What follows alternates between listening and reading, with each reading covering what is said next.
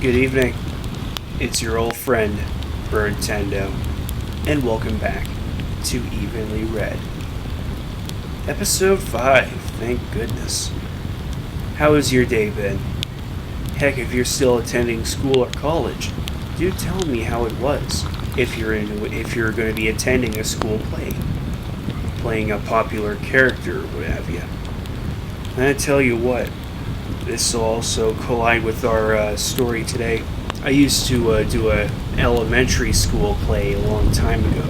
It was called North Pole Diaries, and I was up there as Santa Claus.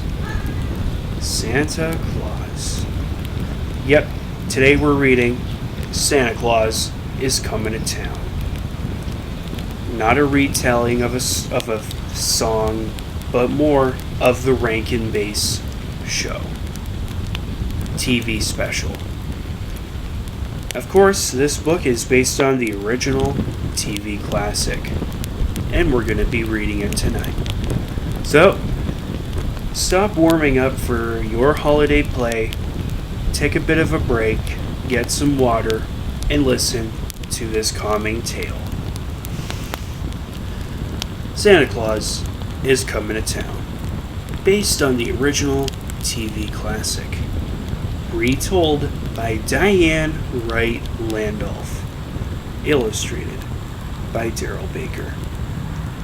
This book came out in 2004, and the original special came out in 1970.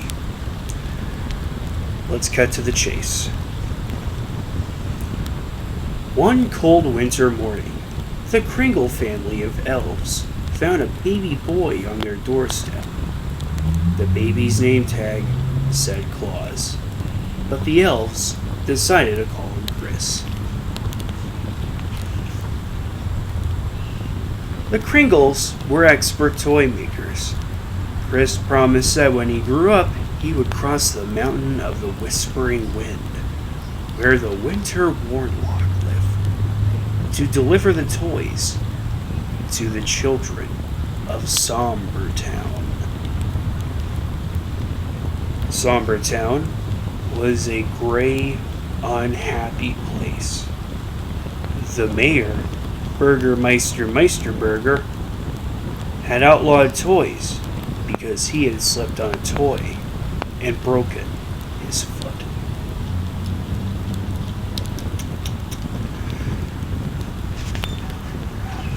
As the years went by and Chris grew up, he became determined to bring toys to the children.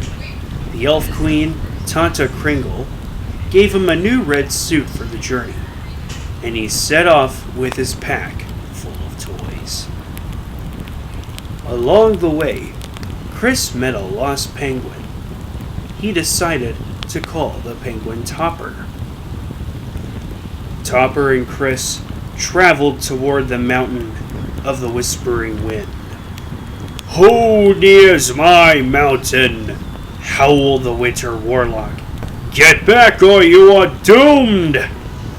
Chris and Topper were frightened, but they kept going towards Somber Town. Oh joy, I wonder how this is going to play out. In the town square, Chris met a group of unhappy children washing stockings. "You better not cry or pout," said Chris, "because I got some nice toys for all of you."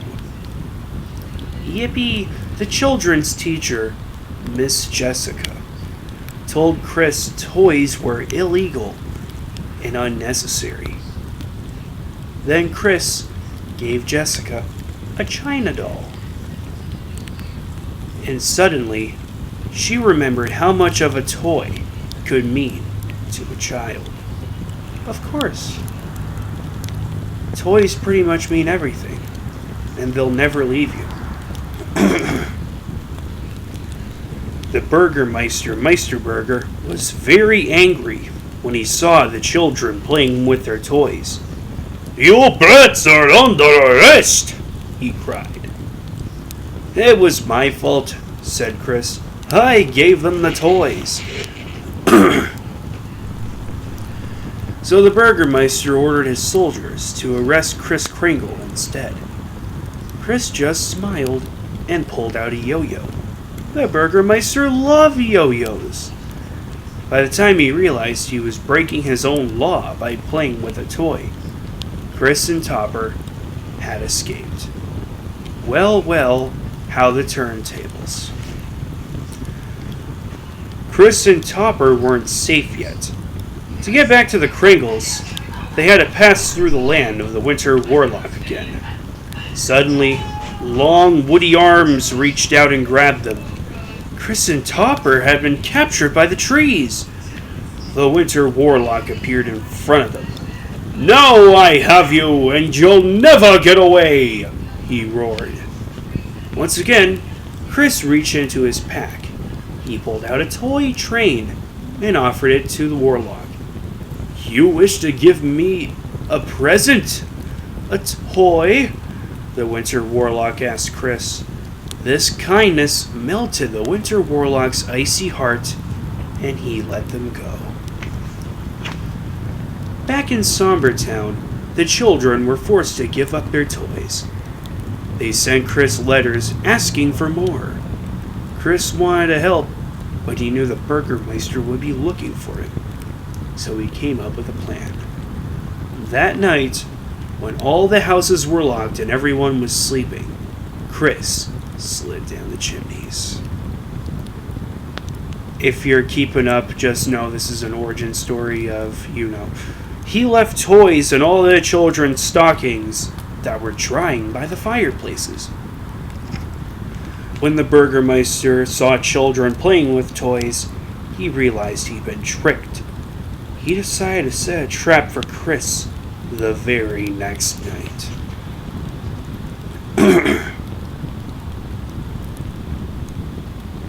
Jessica overheard the Burgermeister's plans. She hurried off to warn Kris, but she was too late.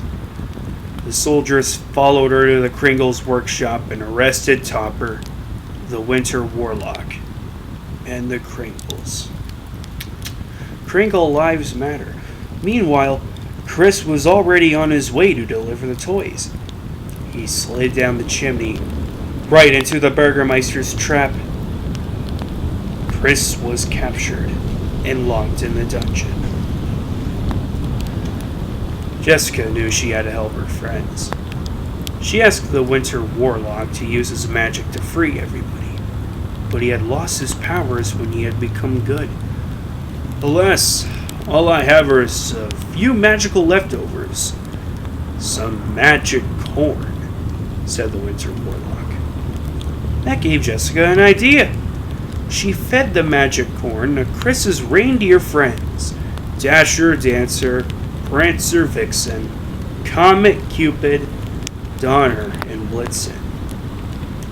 Suddenly, they could fly.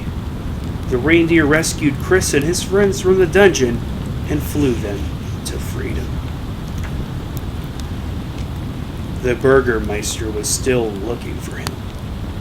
So Kris grew a beard to disguise himself, and he started to use his real name, Claus. Not long after that, in a lovely ceremony under decorated trees, Kris married Jessica. She became Mrs. Claus. The Winter Warlock magically lit all the trees as his wedding gift to them. The Kringles decided to move their workshop far away, where the Burgermeister's soldiers would never follow them, to the North Pole. As the years went by, people no longer considered Kris an outlaw. They knew Kris as a good, kind man and called him Santa Claus. Isn't that lovely? Now every year on Christmas Eve, Santa Claus and his flying reindeer deliver toys to all the good children of the world. Merry Christmas. The end. I tell you, when I first saw this as a movie as a kid, I thought it was incredibly dark. But eventually, I outgrew it, and now I like it. And as much as I like it, unfortunately, it's time to hit the hay. Let's hope and pray that your pillow is cold, because it's the only easy way to fall asleep. But I'll be back the night after tonight for another story. Good night.